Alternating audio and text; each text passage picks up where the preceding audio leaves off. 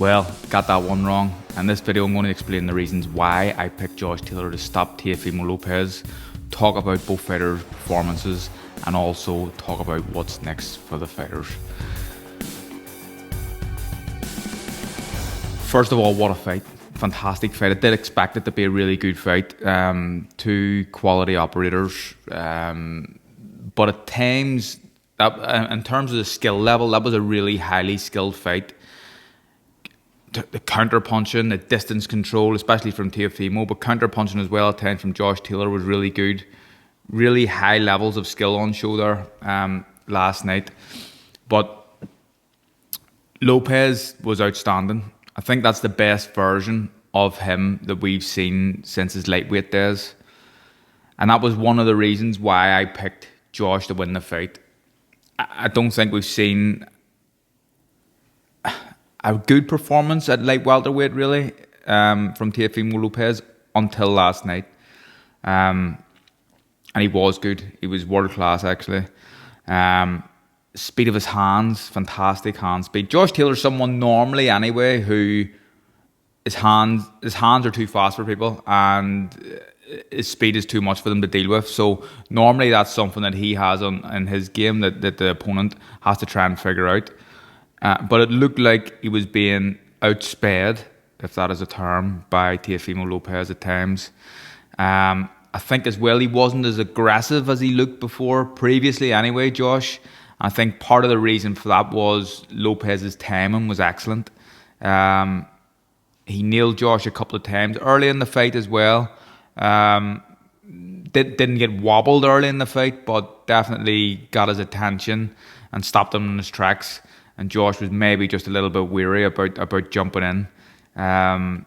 Some of the angles he was making, Teofimo, fantastic. I was slipping shots. A little bit of showboating at times as well. I think I would almost go as far as saying that was a better performance from Teo than the Lomachenko win. And then towards the end of the fight, as the fight went on, in the last round especially, it looked like he hurt Josh a few times. But look, this is what happens at the very high end of sport.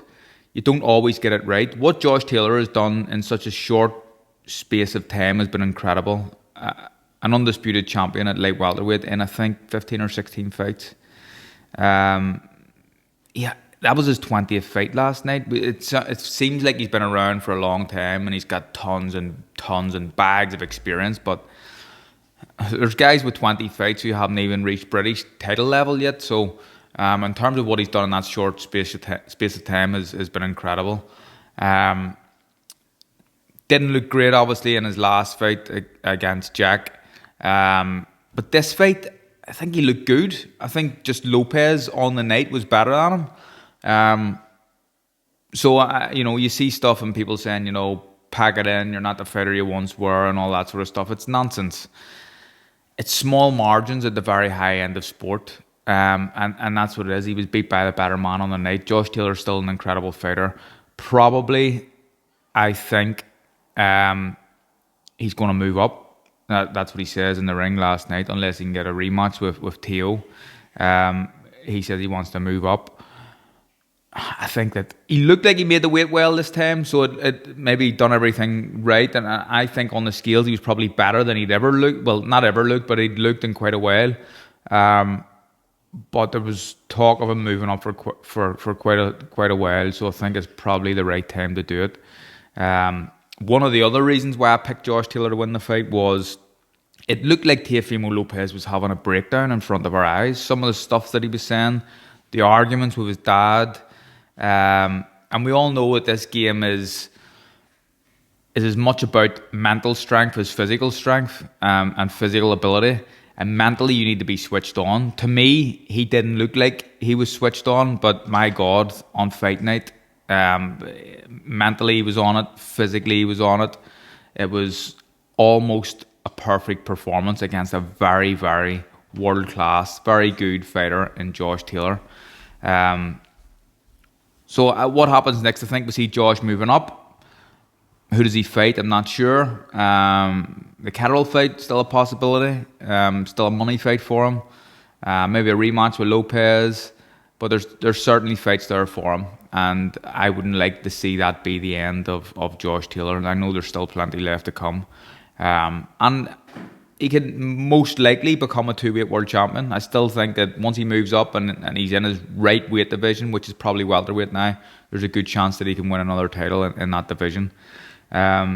Teo has talked about retiring. I think he says that that's him done. He's going to retire. Again, I wouldn't like to see that happen. I think that there's fights out there for him. If Haney moves up, it's a cracking fight, fantastic fight. And on that performance last night, I'd probably just edge Teo. That's probably the fight that I would like to see.